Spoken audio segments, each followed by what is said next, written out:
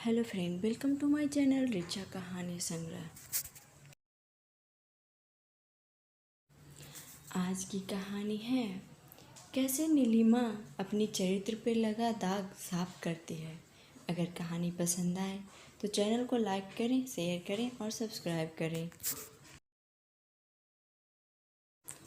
नीलिमा माँ बाप की इकलौती संतान थी।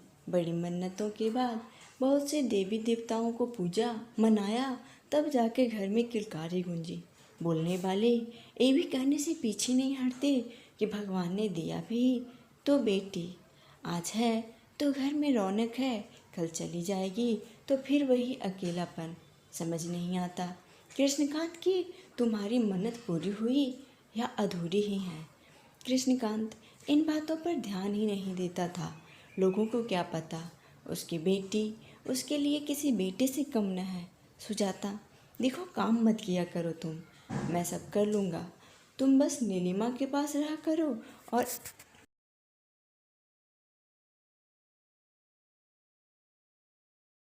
तुम्हें इसकी ज़रूरत है।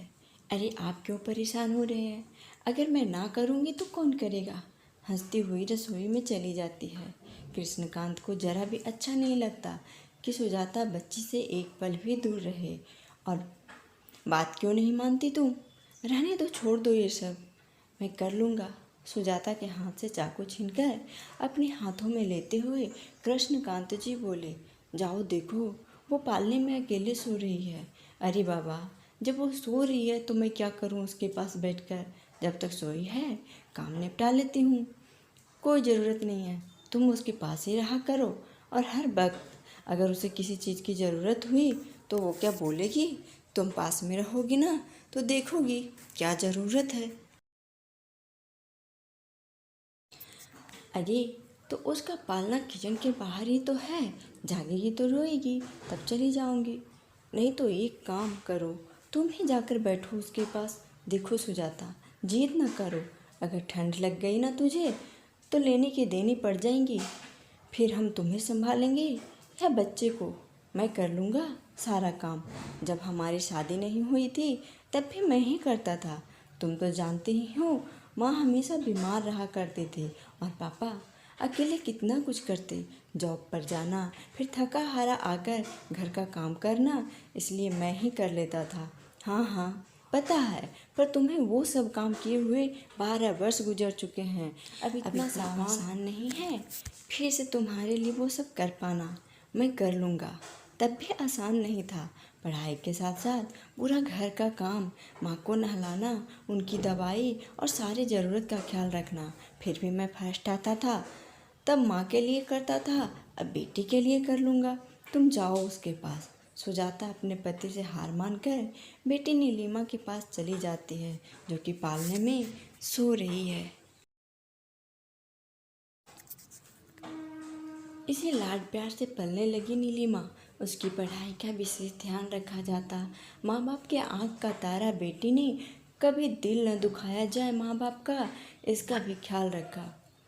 पर जब 10वीं बोर्ड का परीक्षा अच्छे अंकों के साथ उत्तीर्ण कर ली तो रिश्तेदारों का सलाह मुफ्त मिलने लगा। शादी करवा दो, तुम्हारा क्या है, बेटा तो है नहीं जो पढ़ाने लिखाने का कोई फ़ायदा है। जितना पढ़ाओगे उतना ही पढ़ा लिखा काबिल दामाद ढूंढना पड़ेगा।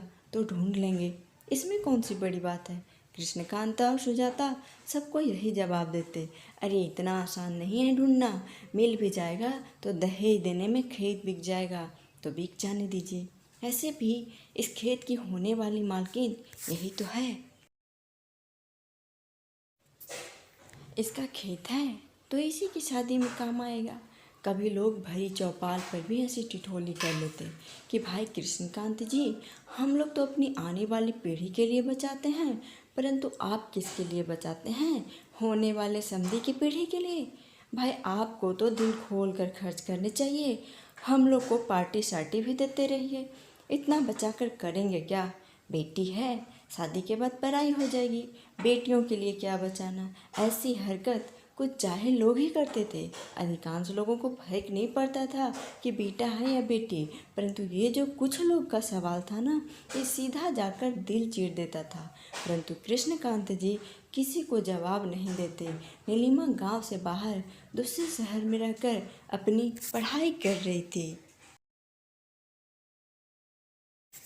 कुछ दिन बीत गए। उस गांव में जहां बेटियों की जल्दी शादी हो जाती थी, ये बोलकर कि इनकी पढ़ाई पर क्या खर्च करना, हम पढ़ाएंगे और कमा कर किसी और के घर भरेंगे। वहीं नीलिमा शहर में रहकर पढ़ाई कर रही थी। चूँकि नीलिमा के बचपन की सहेलियां बच्चों की माँ बन चुकी थी, तो नीलिमा पर ताने कसना सबका अधिकार हो गया था। नीलिमा कभी कभी किसी त्योहार के अवसर पर गाँव आती तो त्योहार का मिठास लोगों के तानों से कड़वाहट में बदल जाता। अभी तक कुंवारी बेटी है, माँ बाप तो निर्लज हैं, बेटी भी कम नहीं है। अरे इसकी समझ है ना कि क्या इसके बचपन की सहेलियाँ एक दो बच्चे की माँ बन गई हैं। इसका बाप तो किसी की बात सुनता नहीं, बस अपनी ही धुन सुनता है। तो ऐसे में इसे समझाना चाहिए था ना कि माँ बाप को कि ब्याह कर दें इसकी। नीलिमा गाँव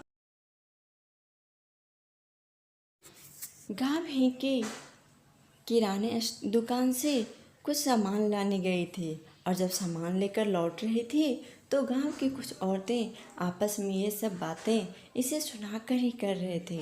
नीलिमा चुप थी क्योंकि उसके पापा उसे इन लोगों के मुंह लगने से मना किए थे। जितना मुंह लगाएगी बातें उतनी ही बनेंगी, और जवाब देना है तुम्हें, परंतु बोल कर नहीं, कर कर। नीलिमा चुपचाप सिर झुकाए गली से गुजर रही थी। तभी उन्हीं के बीच से एक और आवाज़ उठी। ये क्या समझाएगी अपने माँ बाप को कि शादी करवा दे? इस तरह तो इसके पर कतर जाएंगे ना। इसे देखकर ही इसके चरित्र का पता चलता है। कौन जाने शहर में क्या क्या करती है। बाप पढ़ाई के पैसे देता है कि बेटी पढ़कर कमाएगी, बुढ़ापे में सहारा बनेगी, परंतु लगता है कमाएगी ज़रूर, पर नौकरी करके नहीं, बल्कि अपने रूप जाल से। और सारी औरतें एक साथ हंस पड़ती है। औरत होकर भी एक बेटी और बहन का के समान लड़की के चरित्र पर कीचड़ उछालते हुए शर्म न आई और न दया। नीलिमा चाहती तो जवाब दे सकती थी, परंतु वो जवाब उसके ऊपर लगे बेबुनियाद दाग को हटा नहीं सकता था। उसकी पढ़ाई लोगों को इतनी खटकती थी। आज उसे समझ आया। आज नीलिमा का दिल टूट गया। आज अपने गांव के लोगों से जो जी उचट गया। हम जो सुनते हैं कि गांव के लोग भोले होते हैं, वो यहाँ तो नहीं दिखता। नीलिमा घर आ गई। उसने वो बातें माँ बाप को भी नहीं बताई। त्योहार का दिन था, किसी को परेशान नहीं करना चाहती थी। अगले ही दिन नीलिमा वापस चली गई और पहले से 2 गुना लगन से पढ़ना शुरू किया, और संकल्प लिया कि जब तक ऑफिसर न बन जाऊं, उस गांव में कदम तक न रखूंगी। माँ बाप जब भी बुलाते कोई न कोई बहाना करके टाल देती। इसी तरह पूरे 2 वर्ष बाद नीलिमा अपने गांव आई, पुलिस ऑफिसर बनकर। ऑफिसरों को जो सरकार की तरफ से गाड़ी मिलती है, उससे साथ में ही सिपाही जो कि नीलिमा के आगे पीछे थे। पहले तो गांव के लोग सहम गए कि क्या हुआ है जो इतनी पुलिस आ गई गांव में। सब इधर से खड़े होकर देख रहे थे। जब पुलिस वाले नीलिमा के घर पहुंचे तो सब फिर से कानाफूसी करने लगे। पुलिस आई है, मैं ना कहती थी इसकी बेटी ज़रूर कोई कारनामा करेगी, लो देख लो।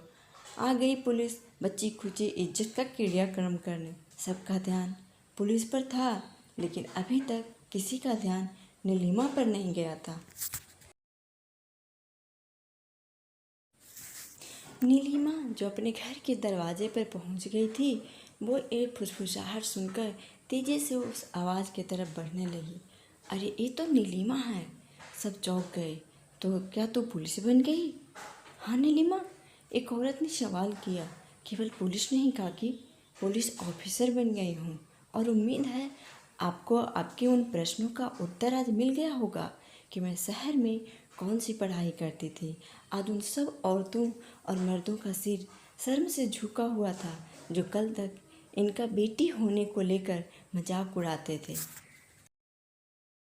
बेटा, तूने हमें कभी नहीं बताया कि तू ऑफिसर बन गई है। माँ सुजाता ने उसकी आरती उतारते हुए कहा। जब रास्ते में पहुंची तब बताए कि ऑफिसर बन गई तो और आशीर्वाद लेने आ रही हो। अगर रास्ते में भी न बताती तो तेरी आरती भी न कर पाती तेरी विजय का। लोग क्या कुछ नहीं बोले थे कि तुम बेटी हो मेरा, सारा पैसा और इज्जत बर्बाद कर देगी पर पढ़ेगी नहीं। आज देख लो गाँव वालों, जो तुम्हारा बेटा न कर पाया मेरी बेटी ने कर दिखाया। अरे सुजाता, ये क्या रोना लेकर बैठ गई? बेटी आई है, इतनी बड़ी खुशी लाई है, चल खुशी मनाते हैं। तीनों एक दूसरे के गले से लग जाते हैं और इस तरह नीलिमा अपने चरित्र पर उछाला गया कीचड़, जो कि झूठ और बेबुनियाद था, साफ कर लेती है। तो दोस्तों, कैसी लगी हमारी कहानी कमेंट में ज़रूर बताएं। धन्यवाद। और ज़रा सुनो, आए ही हो तो चैनल को सब्सक्राइब करते ही जाना।